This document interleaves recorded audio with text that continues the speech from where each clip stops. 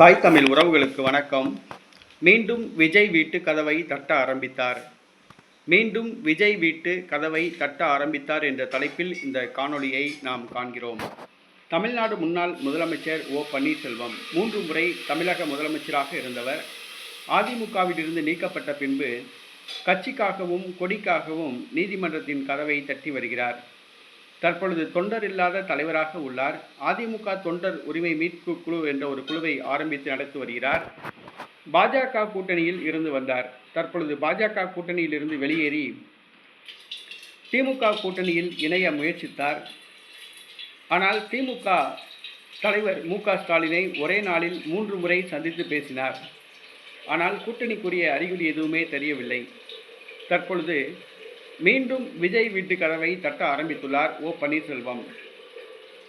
ஓ பன்னீர்செல்வம் தமிழக வெற்றி கழகத்துடன் கூட்டணி அமைக்க விரும்புகிறார். தற்பொழுது தமிழக வெற்றி கழகமோ ஜனவரி மாதத்திற்கு பிறகு பார்த்து கொள்ளலாம் என்று ஓ பன்னீர்செல்வத்திடம் கூறிவிட்டது. இதனால் அதிருப்தியில் உள்ளார். தமிழக வெற்றி கழக கூட்டணியில் இணைவதற்கு ஓ பன்னீர்செல்வம் ஆர்வமாக உள்ளார். ஆனால் அவரை கூட்டணியில் சேர்க்க தவேகாவுக்கு தயக்கமாக உள்ளது.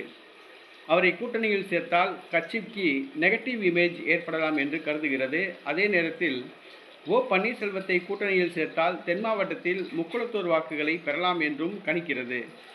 ஆனால் இருவரை கொள்ளி எறும்பு போல விஜய் தவிக்கிறார். ஓ பன்னீர்செல்வத்தை கூட்டணியில் சேர்ப்போமா வேண்டாமா என்று அவர் யோசிக்கிறார். ஜனவரி மாதத்திற்கு பிறகு பார்த்து கொள்ளலாம் என்று கூறியுள்ளார். இதனால் ஓபிஎஸ் மிகவும் நொந்து போய் உள்ளார். பாஜக கூட்டணியிலிருந்து வெளியேறிவிட்டார். திமுகவிலும் முறையான பதில் இல்லை. தமிழக வெற்றி கழகத்திலும் அவருக்கு சரியான ரெஸ்பான்ஸ் இல்லை. என்ன செய்ய போகிறார் என்று தெரியவில்லை.